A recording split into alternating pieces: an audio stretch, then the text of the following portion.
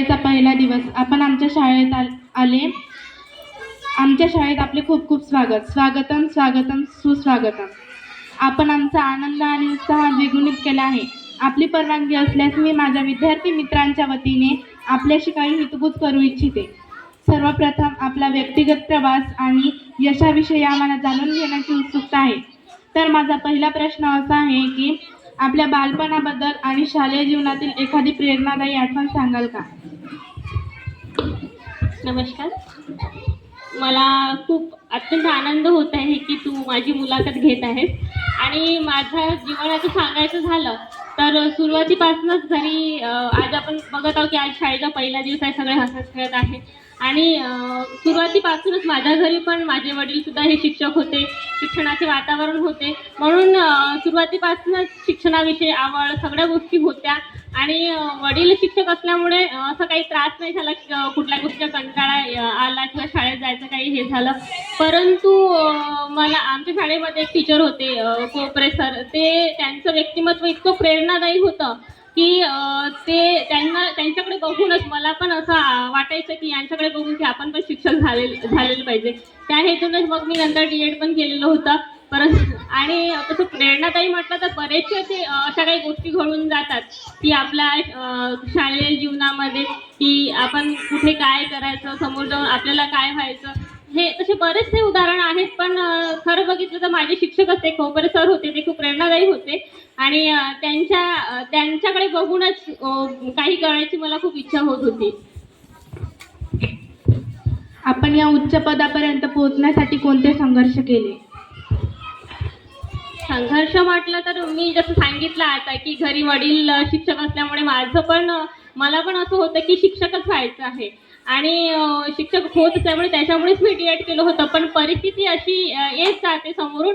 आणि आपण बघितलं तर कुठलाच असा विद्यार्थी किंवा आपण बालपणात असा विचार करत नाही की मोठं म्हणजे सगळ्यांचा विचार हा असतो की आपण डॉक्टर व्हावं, इंजिनियर व्हावं, IAS अधिकारी व्हावं, पोलीस व्हावं.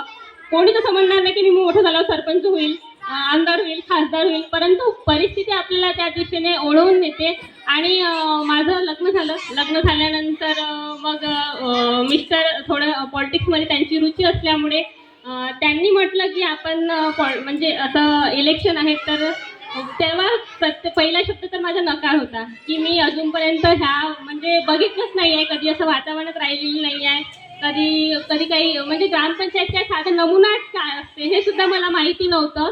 म्हणून मी सर्वप्रथम नकारच दिला होता. परंतु मग त्यांनी म्हटलं की तू एवढं शिक्षण घेतलं, तुझ्यामध्ये कॅपेबिलिटी आहे आणि असं नाही की आपण शिक्षक म्हणूनच काही करू शकतो किंवा म्हणजे काही सेवा आपण करू शकतो. तू ह्या फील्डमध्ये ये. हे फील्ड आपण जर इमानदारीने आणि प्रामाणिकपणे जर आपण आपलं काम केलं तर सर्वात उत्तम अशी ही फील्ड आहे आणि आपण कुठलेही काम हे करू शकतो. त्या अनुषंगाने मग मी पॉलिटिक्स म्हणजे ह्या सरपंच पदासाठी म्हणा इलेक्शन लढले, पहिले सदस्य म्हणून निवडून आले. त्यानंतर आमची मेजॉरिटी असल्यामुळे मग मी सरपंच या पदावर विराजमान झाले. आपल्या या यशामागे कोणत्या व्यक्तीचा सर्वाधिक वाटा आहे? सर्वप्रथम मी म्हणेल तर माझ्या गावकऱ्यांचा. कारण की त्यांनी जर माझ्यावरती विश्वास नसता ठेवला आणि मला जर का निवडून दिले नसते तर नक्कीच मी या पदावरती विराजमान झालेच नसते.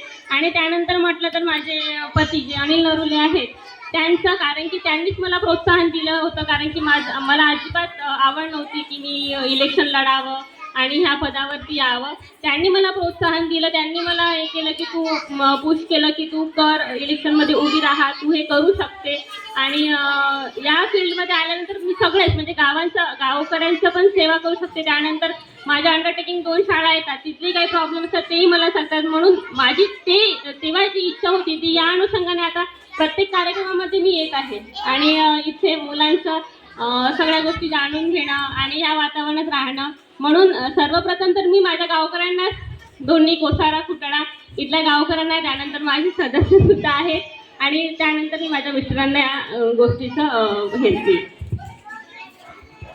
आपल्या आयुष्यातील सर्वात मोठे आव्हान कोणते होते आणि त्यावर आपण कशी मात केली? आव्हान म्हटलं तर प्रत्येकच गोष्टीमध्ये, कारण की आपण बघितलं की शहरालगत गाव आहे, प्रत्येक गोष्टीत आव्हान असते. जसं आता म्हणजे शहरालगत गाव असल्यामुळे लोकसंख्या वाढत आहे, नवीन नवीन एरिया डेव्हलपमेंटचा खूप मोठा हे येत आहे. एरिया वाढत असल्यामुळे म्हणजे ज्या आपल्याकडे निधी नाही आहे त्या कमीत कमी निधीमध्ये कसं जास्तीत जास्त काम करता येईल. प्रत्येक लोकांना खुश नाही करू शकत आपण, परंतु जेवढं काही होईल याच्यामध्ये. आणि खरं झालं तर लोकांना ह्या गोष्टी कळत नाही की आपल्या सगळं म्हणजे जे काही आहे ते शिक्षण इम्पॉर्टंट आहे. त्यांना रोड नाल्या ह्या जास्त पाहिजे, म्हणून त्या आपल्याकडे निधी नसताना सुद्धा सगळ्यांना कसं काय खुश ठेवायचं. आणि त्यानंतर बऱ्याचशा गोष्टी अशा असतात ग्रामपंचायतमध्ये ज्या आपल्या राजकारणाशी निगडीत पण नसतात, जे बाह्य असतात. खूप साऱ्या अशा गोष्टी होत्या जे मी कधी अनुभवलेल्या पण नव्हत्या, त्या अनुभवाव्या लागतात. प्रत्येक लोकांच्या प्रश्नांना सामोरे जावे लागते, त्यांच्या अपेक्षा काही ना काही प्रमाणात आपण कसे कमी करू शकतो. मग त्यानंतर स्वच्छता झाली, आरोग्य झाले, शैक्षणिक, अशा विविध समस्यांना मला म्हणजे सॉल्व्ह करावं लागते. आणि ते मी प्रयत्न करत आहे की होईल काही ना काही. आपल्या आयुष्यातील एखादे अपयश आणि त्यातून मिळालेला धडा कोणता? अपयश म्हटलं तर हेच की मला असं वाटतं की मी लोकांनी ज्या कामासाठी मला निवडून दिलं ते मी त्यांच्या कुठे ना कुठे म्हणजे त्या अपेक्षा पूर्ण केल्या पाहिजे, परंतु काही कारणास्तव म्हणजे आपला निधीमुळे म्हणा किंवा कुठल्या गोष्टीमुळे म्हणा मी त्यांच्या 100% काही काम पूर्ण करू शकत नाही, परंतु त्यावरती तोडगा काढण्याचा प्रयत्न करते. जशा ग्रामपंचायतच्या तर सर्वच बारीक तुम्हाला लोकांना कळणार नाही, पण आता आमच्या लेवलवरती माहिती आहे. मला फक्त हेच वाटतं की मी काही थोडं म्हणजे पूर्ण त्यांचं काम झालं पाहिजे, पण कुठे ना कुठे काही होऊ शकतात. आणि अशा विविध आधी सुरुवातीला वाटायचं, कारण की नवीन नवीन असल्यामुळे प्रत्येक गोष्ट लोक काही बोलायचे, काही हे करायचे, तर परंतु आता मी समस्या स्वतः त्यांच्या आत्मसात करून घेते, ऐकून घेते. आणि पुढे जाऊन आधी खूप वाटायचं की असं का बोलतात लोक आपल्या, परंतु आता मला कळलं की त्यांच्या आपल्याकडनं अपेक्षा आहे. त्यांना असं वाटतं की त्या आपल्या समस्या पूर्ण करू शकतात, म्हणूनच आपण त्यांना बोलतो. म्हणून मी तेच आत्मसात केले की त्यांना माझ्याकडनं अपेक्षा आहे ना, म्हणून ते मला इतकं बोलतात. आणि हाच माझा धडा घेण्यासारखा आहे की अपेक्षा नसणाऱ्या व्यक्तींना आपण बोलतच नाही. माझ्याकडनं अपेक्षा आहेत म्हणून ते मला बोलतात. आणि हे कुठे कुठे आधी होतं की नाही चला आपण वेगळ्या फील्डमध्ये आलो, इथे यायचं नव्हतं, परंतु आता ह्या सगळ्या गोष्टी मला हे वाटतात, आपल्याच वाटतात की आपलं माणूस आपल्याला बोलते, दुसरं कोणी बोलणार नाही. आजही आपण स्वतःमध्ये कोणत्या गोष्टी शिकण्याचा प्रयत्न करता? प्रत्येकच म्हणजे कोणतीही गोष्ट हे नवीन शिकण्यासारखी राहते. म्हणजे आता शाळेमध्ये आल्या तर विद्यार्थ्याकडून एखादा काही शिकायला भेटते. तसं नंतर माझ्या कुठलाही नवीन व्यक्ती आता जसं बघायला गेलं तर जिल्हा परिषद, पंचायत समिती ह्या सगळ्या लेवलवरती आम्ही जाऊन आलो. आणि कुठलीही गोष्ट घडली तर हे नवीनच असते. आणि ग्रामपंचायत हा विषय असा आहे की तो मी किती 5 वर्ष का 10 वर्ष का आयुष्यभर तरी सरपंच राहील तरी मी तो म्हणजे अपूर्णच आहे, शिकण्याजोगा काही आहेच नाही. प्रत्येक दिवस प्रत्येक वेळ ही नवीन काही शिकण्यासारखी येते आणि मी आताही शिकतच आहे प्रत्येक गोष्ट. आजच्या विद्यार्थ्यांनी मोठे स्वप्न पूर्ण करण्यासाठी कोणत्या 3 गोष्टी नेहमी लक्षात ठेवाव्या? सर्वप्रथम तर मेहनत घेतली पाहिजे. प्रत्येक गोष्टीची आपण अभ्यास केला पाहिजे आणि मोठ्यांचं ऐकलं पाहिजे आणि त्या गोष्टी आत्मसात केल्या पाहिजे. आपण आतापासूनच आपल्या कोणत्याही नवीन गोष्टी आत्मसात करू तर समोर जाऊन त्याचा फायदा होईल आपल्याला. मला 3 गोष्टी ह्याच सांगावं लागेल की तुम्ही चांगली मेहनत करा, अभ्यास करा आणि मोठ्यांचं ऐका, आपल्या शिक्षकांचं. आणि हां, आपण शिक्षण घेत असताना एक ध्येय ठेवा की मला हे करायचंच आहे. आता सपोज तुम्ही लहान आहात तर तुम्ही मोठं काही ध्येय नाही ठेवू शकत. तर ही आहे ना, हिला यावेळेस 50 मार्क्स मिळाले तर मला 52 मार्क्स मिळाले पाहिजे, असं काहीतरी डोक्या माइंडमध्ये ठेवा. आणि परिस्थितीनुसार आपलं काही बदलत राहते, चेंजेस होत राहतात. म्हणून मी म्हणणार नाही की तुम्ही आपल्या डोळ्यासमोर एकदम IAS अधिकारी होण्याचे स्वप्न ठेवा किंवा IPS अधिकारी ठेवण्याचे. फक्त 2 पावलं याच्यापेक्षा आपण पुढे गेलो पाहिजे, पण पुढे जाताना समोरचं ते पाऊल खेचले नाही पाहिजे. मला एवढंच म्हणायचं आहे. बस, या गोष्टी तुम्ही लक्षात ठेवा.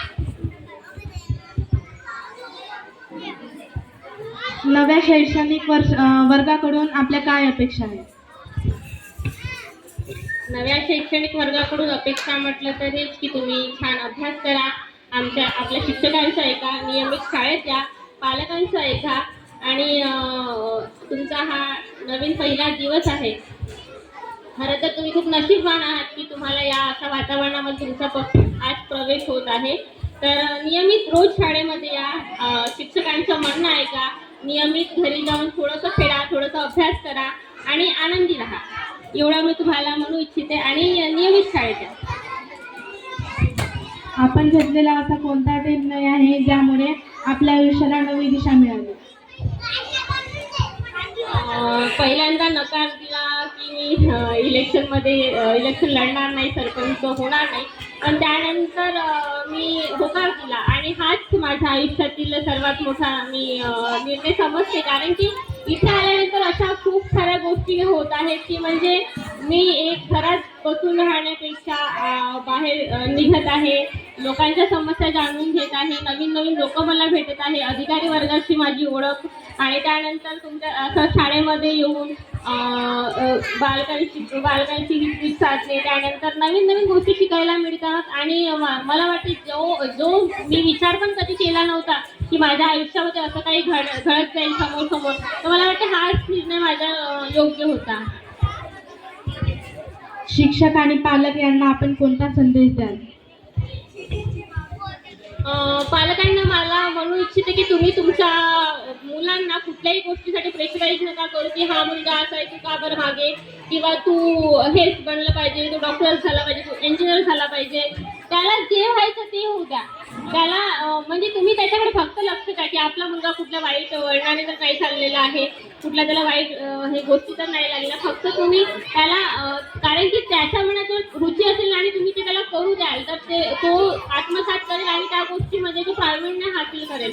पण तुम्ही त्याला जबरदस्ती कराल तर त्याचा तो फक्त होऊ शकते की मार्क्स तर घेईल पण तो त्या गोष्टीमध्ये काबिल नाही होणार.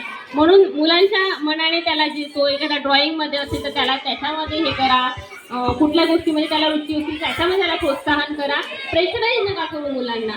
आणि शिक्षकांना माझं हेच म्हणणं आहे की तुम्ही छान म्हणजे आपलं समजून त्यांना मला माहिती आहे आपलं म्हणणं आणि कुठल्याच गोष्टीमध्ये कमी पडत नाहीये, तुम्ही प्रोग्रेस छान आहे आपल्या शाळेची, तुम्हाला सगळं व्यवस्थित हे करत आहे. परंतु छान असं खेडीमेडीच्या वातावरणामध्ये प्रत्येक गोष्टी त्यांना स्वतः आता जसं हे मला खूप उपक्रम छान आवडलेला आहे. मी नेहमी ह्या शाळेतून काही ना काही सरप्राईज होते एक कुठल्या गोष्टीमुळे. आज हे मुलाखत बघून मी खरंच खूप सरप्राईज आहे कारण की माझ्या या 5 वर्षाच्या काळामध्ये पहिली माझी मुलाखत आहे. ही भाषण खूप दिले पण भाषणापेक्षा हे खूप छान वाटलं. तर याप्रमाणे आणि ते सुद्धा फ्लॉवर आणि म्हणजे प्रत्येक तुम्ही शिक्षक आहात, शिक्षण तर देणार पण त्या व्यतिरिक्त आणखी तुमचे कलागुण दिसतात. जसा फ्लॉवर मला दिलेला आहे बुके, नेहमी आर्टिफिशियल मिळते पण यामध्ये काहीतरी नवीन आणि हे घरी मी शोकेस म्हणून ठेवणार आहे आठवण मॅडम नेहमी त्याच्यामध्ये मेहनत तुम्हाला पेटवणार तुम्ही असंच ठेवणार आहे आठवण म्हणून. तर छान असं त्यांचं मला वाटतं आपल्या शाळेतल्या सर्व शिक्षकांना त्यांचं काम चांगल्या प्रकारे माहिती आहे. तर असेच राहा नेहमी, बस एवढं आवडतं. आपल्या जीवनाचे ब्रीद वाक्य काय आहे?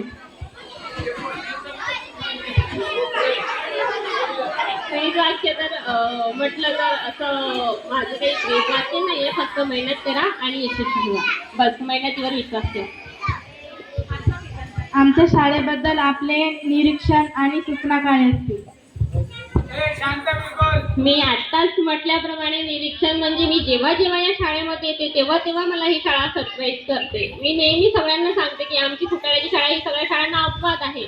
जिथे सगळीकडे जिल्हा परिषद शाळांना गर्दीचं प्रमाण आहे तिथे आपली शाळेमध्ये विद्यार्थ्यांची स्ट्रेंथ चांगली आहे. इथले का बाहेरचे पण विद्यार्थी येतात आणि आता ही तुझी मुलाखत ही सुद्धा मला खूप सरप्राईज करणार होती. पहिल्यांदा मी माइंडमध्ये पण नाही बोलून आली होती की असं काही होणार म्हणून.